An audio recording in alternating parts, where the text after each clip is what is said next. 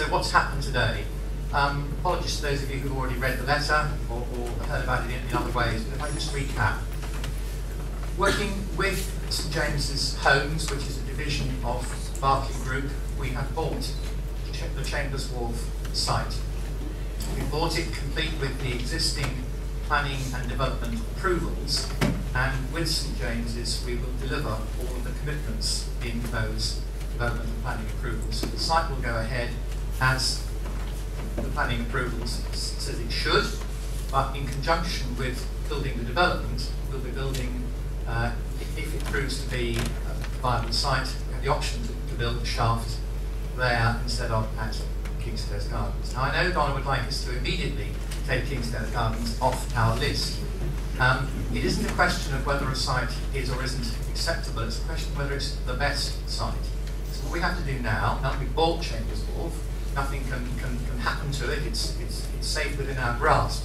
We've now got to spend quite a lot of time looking really carefully at whether that is a viable site, and if so, how we would use it. And then we'll have to do a proper consultation, which will be part of our next phase consultation in September, about whether that should become our preferred site. In fact, before that, we'll give an indication of which way we think it's going. There's a lot of work to be done.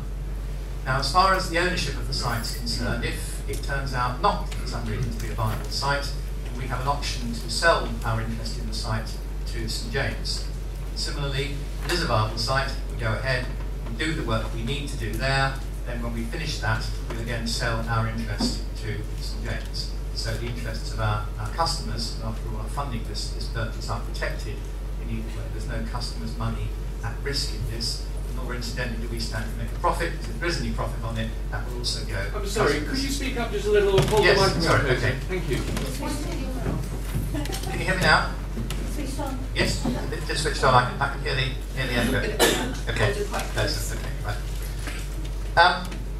But what is it that attracts us to, what are the things that made us think that Chambers Wharf might be a better site than Kingstairs Gardens? Well, the first one, I'm sure it's the one that all of you would identify, it's a brownfield site, not a greenfield site, and it has existing planning permission. But there are other factors too. We could use that site without felling any trees, without interfering with anyone's recreation, without any interference to the Thames Path, and it's a site which has no designations such as metropolitan open land, which of course give an extra degree of protection to a site. The other one, which the engineers amongst you will be aware of, is that it is closer to the geological dividing line between what we call the Thanet Sands, which run to the west of here, and the chalk and flint, which runs to the east.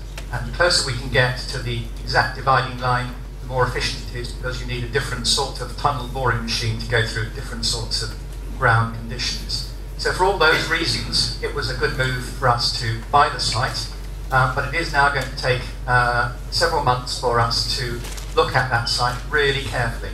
We're going to have to talk to the council, we're going to have to talk to local people, we're going to have to do ground investigations, talk to the Port of London Authority and the Environment Agency about using the river. So I think we need to ask you to be patient and bear with us while we complete that work.